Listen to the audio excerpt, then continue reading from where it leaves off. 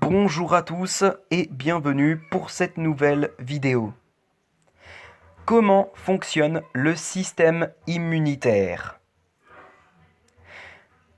Le corps humain représente un environnement idéal pour de nombreux microbes incluant les virus et les bactéries. Ils essaient donc de passer la barrière de la peau ou des muqueuses pour y proliférer.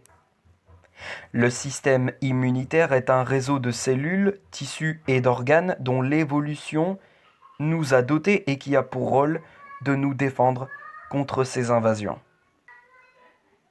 Le système immunitaire est en général capable de faire la distinction entre ce qui appartient à votre corps et ce qui tente d'y pénétrer comme le virus de la grippe ou du rhume. Pour cela, chaque cellule de votre corps présente à sa surface les mêmes protéines qui vous caractérisent. Le système immunitaire les reconnaît et les laisse en paix. Ce système de reconnaissance du soi est appelé en biologie complexe majeur d'histocompatibilité. Toute substance capable de déclencher une réponse du système immunitaire est appelée antigène. Les virus de la grippe, mais aussi les salmonelloses, des bactéries qui contaminent les aliments ou encore certaines protéines ou fractions de protéines, sont des antigènes. Les caractéristiques propres à l'antigène qui déclenchent la réponse immunitaire sont appelées des épitopes. Voyons maintenant les différentes cellules du système immunitaire. Comme toutes les cellules du sang, elles proviennent de précurseurs présents dans la moelle osseuse, des cellules souches de deux types, myéloïdes et lymphoïdes. Les cellules souches myéloïdes donnent naissance à des cellules qui répondent rapidement et indistinctement à une infection. Les neutrophiles endommagent les bactéries quand ils les rencontrent et envoient des signaux d'alerte. Les monocytes se transforment en macrophages dans les tissus et phagocytes, les envahisseurs. Les cellules qui contiennent des granules, comme les éosinophiles, attaquent les parasites, tandis que les basophiles relâchent des granules renfermant de l'histamine et d'autres molécules associées aux allergies. Les cellules souches lymphoïdes donnent naissance à des globules blancs de petite taille appelés lymphocytes. Les lymphocytes interviennent à un stade plus avancé d'une infection. Ils montent des attaques plus ciblées une fois que des macrophages leur ont présenté des fragments d'antigènes récupérés sur les envahisseurs. Les lymphocytes B se transforment en cellules du plasma qui produisent des anticorps. Les lymphocytes T coordonnent la réponse immunitaire globale et éliminent les virus dissimulés dans les cellules infectées. Quel est le rôle des lymphocytes? Les lymphocytes B sécrètent donc des substances solubles connues sous le nom d'anticorps.